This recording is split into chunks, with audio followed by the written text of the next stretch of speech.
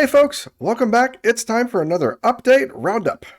It's been a long time since the last update was released. They were releasing a new update about every other week, but now it's been 4 weeks since the last release. And oh boy, is this one a doozy. Update 8 is the largest update by far and is introducing several new features and major changes. The patch notes say this update is intended to make the game broader and more accessible to players. The main theme for many of the changes is to give the player more control over the game and remove randomness. Who's running things there, and what have you done with Iskall? Seriously though, from what I've seen, Iskall loves things being random, and I feel this is signaling either a change in management or a change in philosophy by Iskall. Now don't get me wrong, I think this is a good thing overall, but it definitely feels like a different direction than we've seen in the past.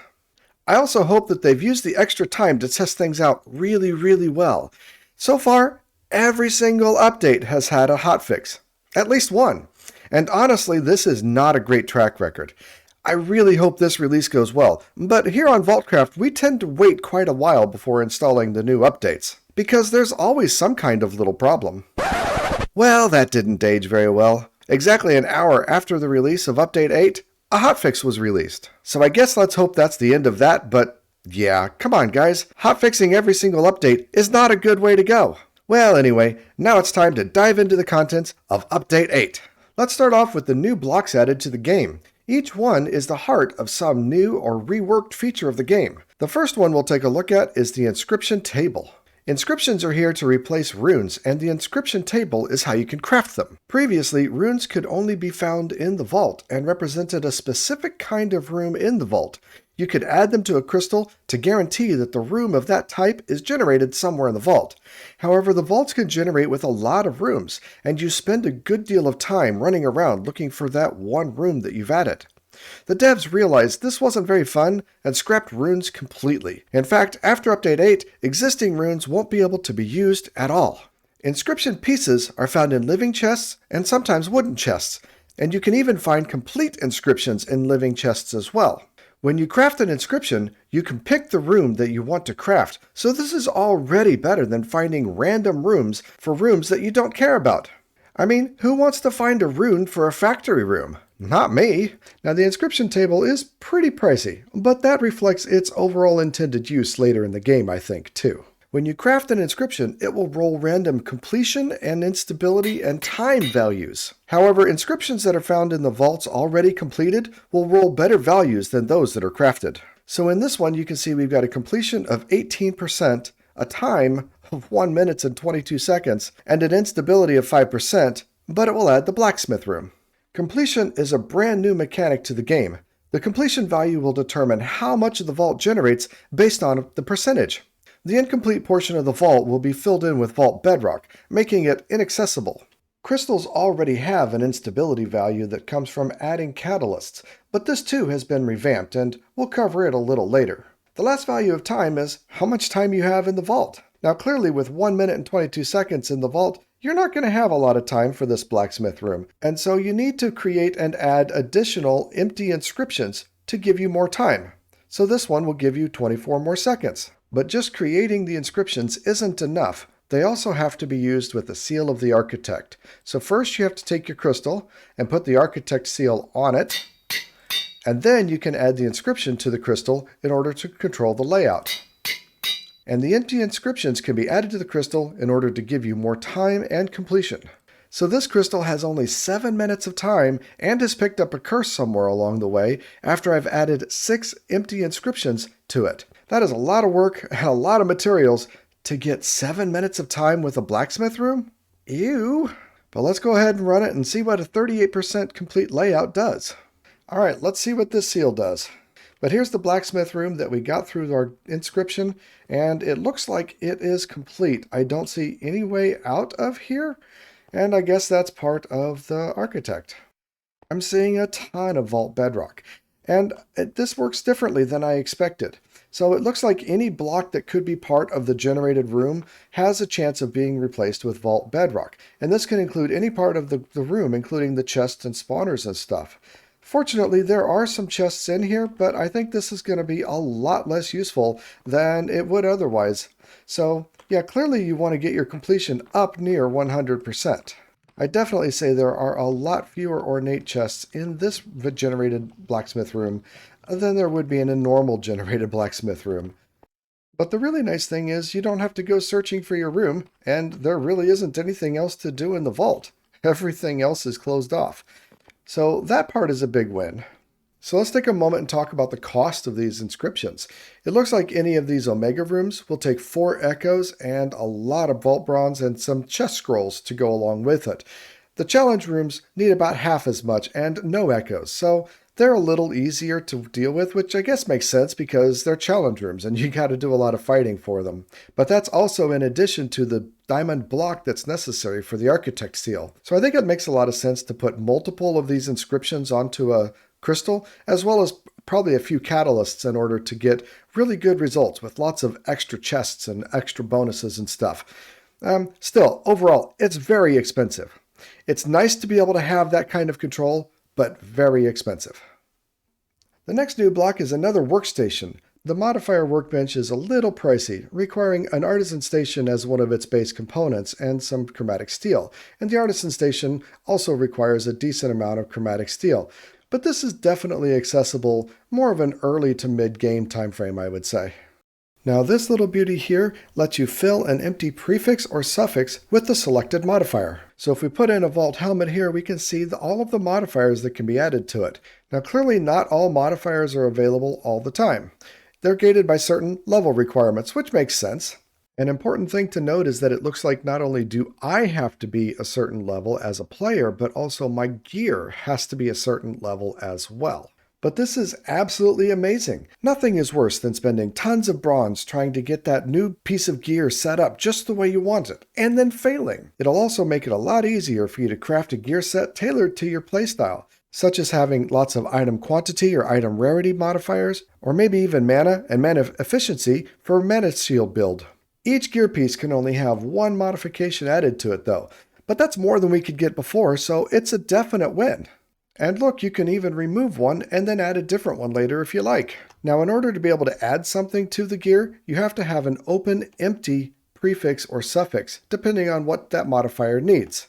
And assuming you can meet all the requirements, meaning the level and the materials and having an open slot, then you can go ahead and craft that modification onto your helmet. But notice now that any other modifiers that I want to do will require 5 of these nullifying focuses. And that's because any piece of armor can only have one crafted modifier on it, no matter how many slots are available. And so in order to put a new modifier on, you have to remove the old one first. So this is a little different than I thought it was in the beginning, but this is still good. It's really good to have some control over the gear that you're trying to make. Now when it comes to the modifiers you can craft, the patch notes say that, quote, "The crafted modifier trails behind discovery of the tiers," quotes.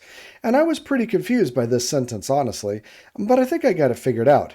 Basically, it means you have to be a slightly higher level to craft a modifier than to start receiving that modifier through random gear rolls. So for instance, you need to be level 29 in order to craft a tier 2 health modifier, when you can probably, and I'm totally just making this up, be level 25 or something in order to start receiving it through a random roll. So this is another example of the devs giving us more control in the game, and I'm here for it. The last new block is a feature, yes, but one that's much smaller in scope. The wardrobe block is there to let you easily swap between sets of gear. Now obviously you can do this manually, but being able to do it in one click is a nice quality of life improvement. I don't tend to change up my gear much personally, but I can see how someone might really like it. It's not super important for armor, since that doesn't take any durability damage in the overworld. But being able to swap the vault tools could be really useful, since they do take durability in the overworld.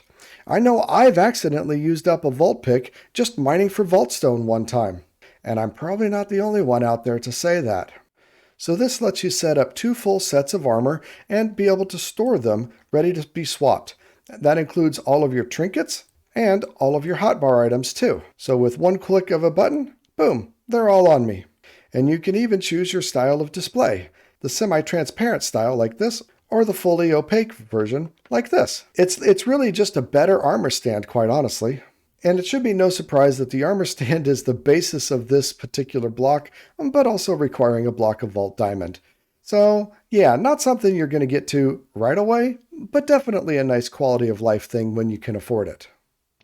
Now it's time to move on to some changes to the vaults. In the last update, they added the Vault Guardian objective, and Update 8 adds another new objective called the Elixir Objective. Unlike any of the other objectives, in this one, you don't need to find anything special, except the completion point. Every action that you do in the vault also drops some little purple experience balls that automatically get picked up and then get added to the vault objective, so they don't take up any inventory slots. Every action in the vault drops a different amount of this objective completion experience, if you will. And it varies from vault to vault as well. Sometimes looting chests will give you the most progression, and sometimes killing mobs will give you the most progression. But they all go toward filling that bar at the top of your screen. So it seems you'll have to pay a little bit of attention to which actions generate more or less experience toward the completion, and then tailor your vault run to hunt for that kind of thing. Wow, look at all those. This is definitely the right way to get the completion experience for this vault. Wow. The patch notes talk about how this is supposed to help teach players about effectively looting in the vaults, and I suppose that's true. But honestly, I'm just happy about a new objective that doesn't involve searching for something specific. You know how you can never find any of those ornate chests for the scavenger item that you need? With this objective, you don't even need to find the right items.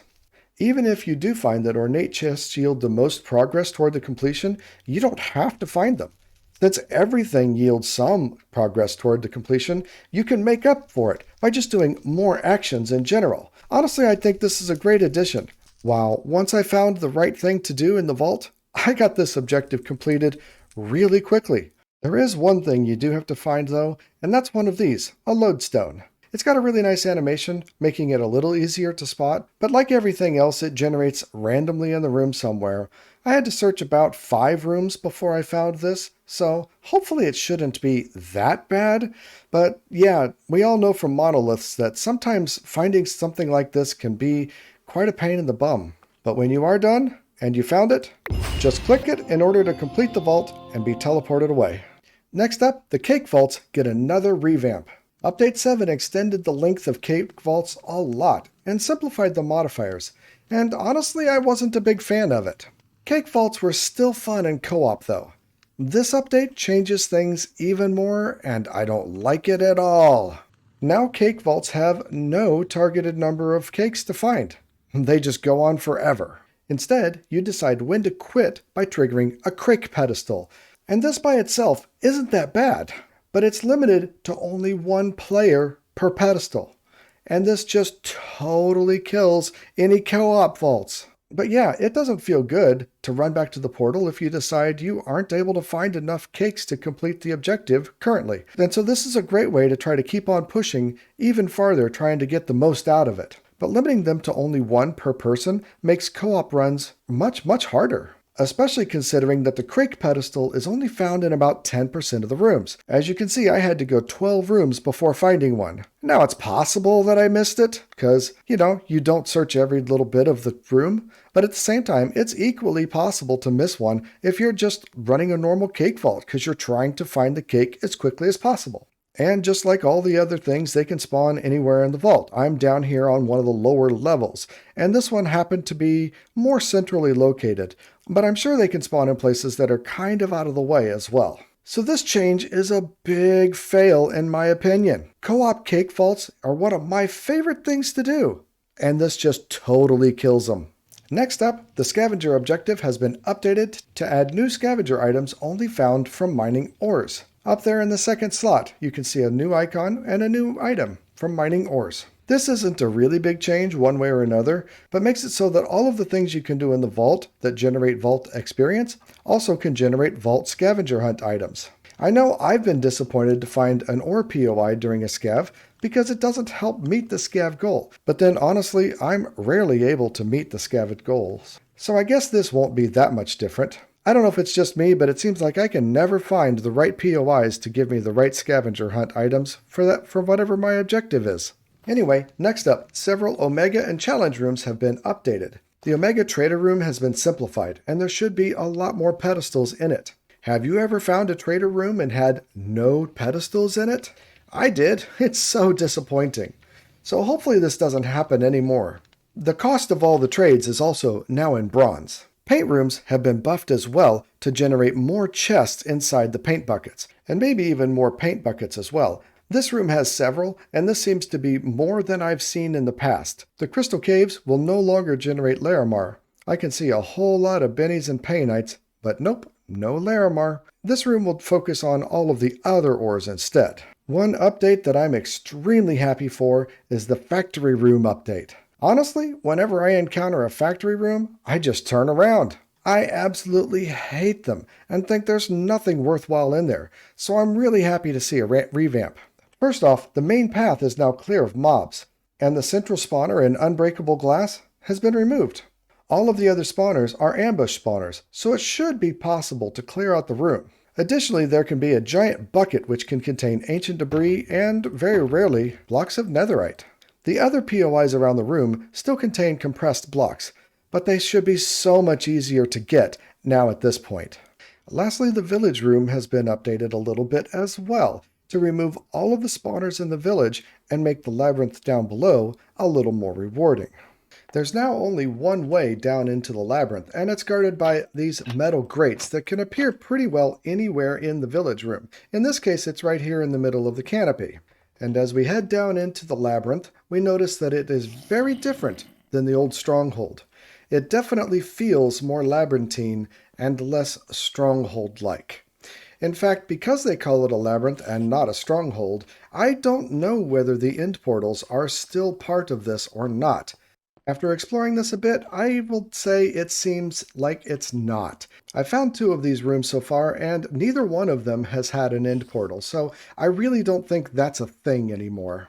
Now this village has the day theme to it, which means all of the chests down below are living chests, and we saw that as I was running around. If the village has a night theme, however, all of the chests down below will be gilded chests. It's an interesting change to the layout of challenge rooms because gilded chests already have a challenge room of their own in the form of the puzzle room. And if you happen to try to dig down in the middle of the room, you're going to be met with vault bedrock. So when they say there's only one way down, they mean it. There is only one way down, and you have to go down this way.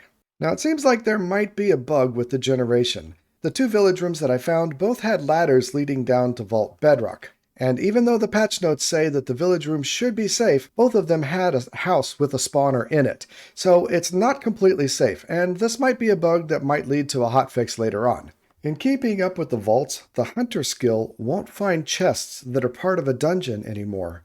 And that's super annoying. I had some pretty good luck finding some dungeons with it. That's because dungeons have been made more valuable by adding a gear enhancement altar in them sometimes. Now honestly, I don't know whether this is present or not. I spent a good amount of time trying to find one of these to show you guys, and I wasn't able to. But based on the patch notes, they'll sometimes appear in dungeons, and when you find one, you'll get a quest that you have to complete within that vault. It's similar to a bounty. And once you do complete it, you can place a vault helmet inside the altar and get a gear enhancement, completely for free. Now, I don't know about you, but I love free stuff. And thanks to the miracle of creative, we can see that this is what they're supposed to look like. Lots of nice runes flying into them, a nice white tablecloth. Looks pretty cool. Enhancements are like enchantments, but for your abilities, and they only go on vault helmets.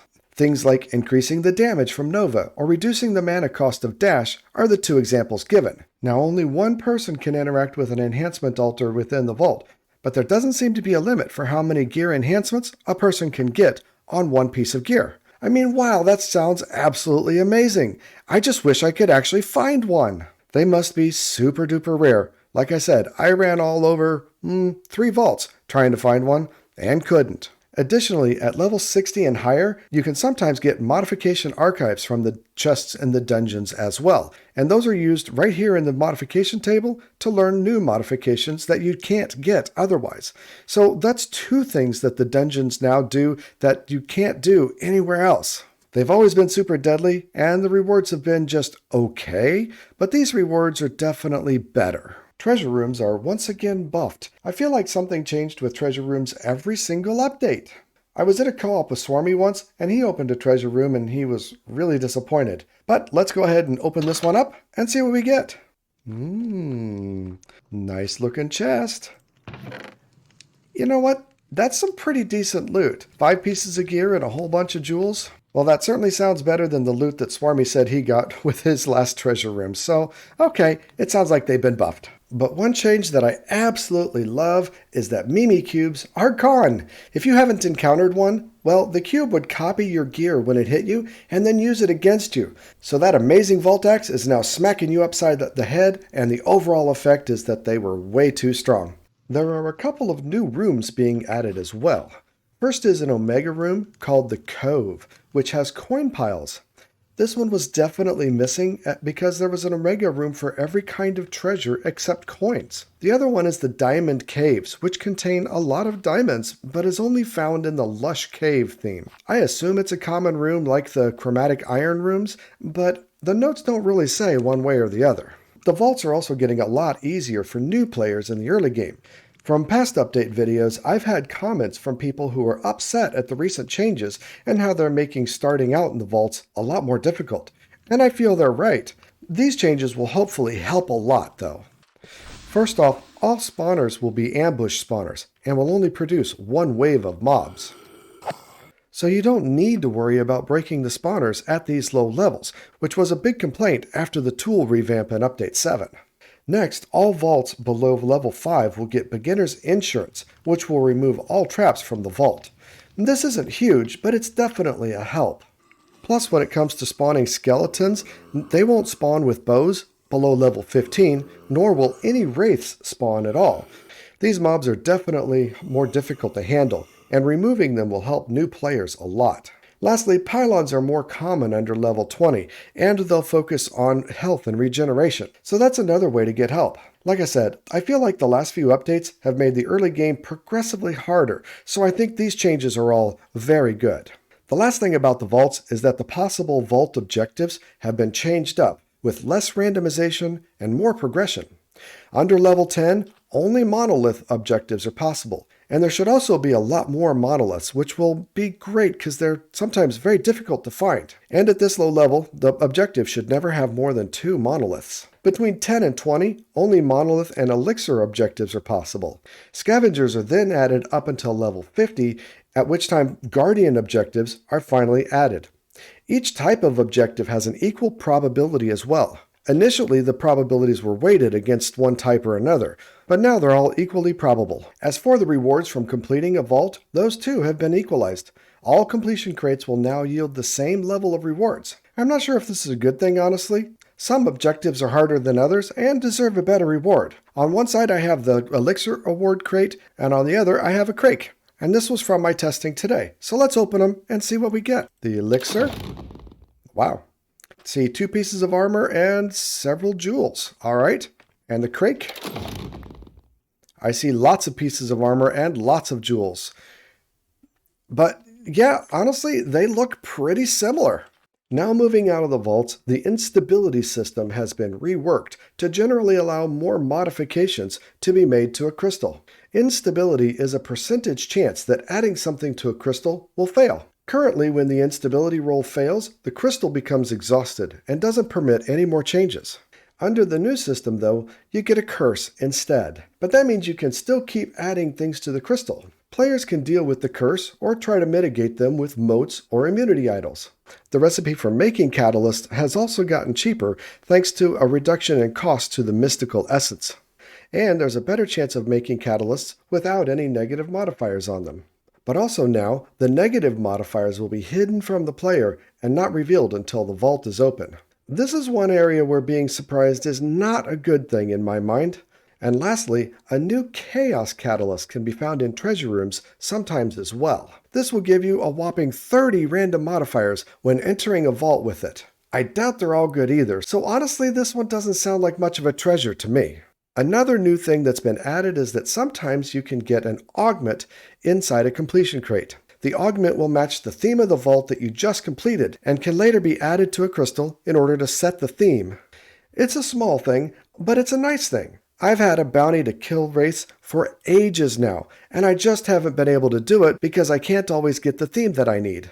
And speaking of bounties, the bounty table has received a bit of a buff in terms of the kinds of bounties that are requested. There's supposed to be a bigger variation of tasks and more overworld tasks, like this one to submit polished vaultstone, or this to submit some golden horse armor. This is another win in my book, as bounties are definitely feeling boring and the rewards lackluster. I certainly hope there are lots of interesting ones in here that we can complete. There were a lot of changes to vault modifiers too. Currently gilded, ornate, and living modifiers just add random bonus chests around in the vault. These will still exist, but they'll have bonus in the name to indicate what kind it is.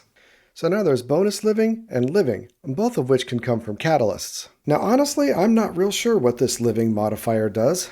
At first I thought there would be more living POIs generated in vault rooms, but that doesn't really seem to be the case. So then I thought that there would be more chests when there is a living POI generated, and this one does actually seem like it has more than the usual POIs in it. But this is not really conclusive, and I'm not positive about what the effects are, because this POI doesn't seem to be any bigger at all, nor does this one seem to be any bigger. So I don't really know. The patch notes call them cascading versions of the modifier, and say they will, quote, extend a POI of their type by 25% per modifier, quote. But based on my experience in running that vault, I wasn't able to see any significant difference. 2 new modifiers have been added as well. We have Accustomed, which makes you get more XP from every action inside the vault, and Rapid Mobs, which makes all the mobs faster. More XP sounds great, but fast mobs? Not so much. Additionally, Trapped, Draining, and Furious have been nerfed, and Opulent and Lucky have been buffed. Frail has been removed as a random modifier, and Furious can't be rolled below level 50. Generally, these are all things to make the vault a little easier for players, and I'm loving it! One last big buff is that mining speed on jewels has increased a lot. The devs felt like it was too hard to get insta-mining on chests in the vaults, and this should make it go a lot easier on lower level vault tools. Another straight up buff from the devs.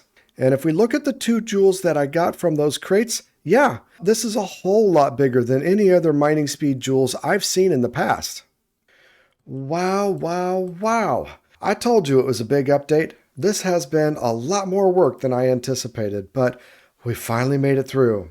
Now sadly, I feel like there's still a lot of details in the patch notes that I didn't get to cover. This video took more than 15 hours to put together, so please, if you like the video, give it a like and subscribe. It would mean so much to me. And also, you'd be all set up to get the next update roundup whenever it comes out. But for now, remember to be excellent to each other. I'm out.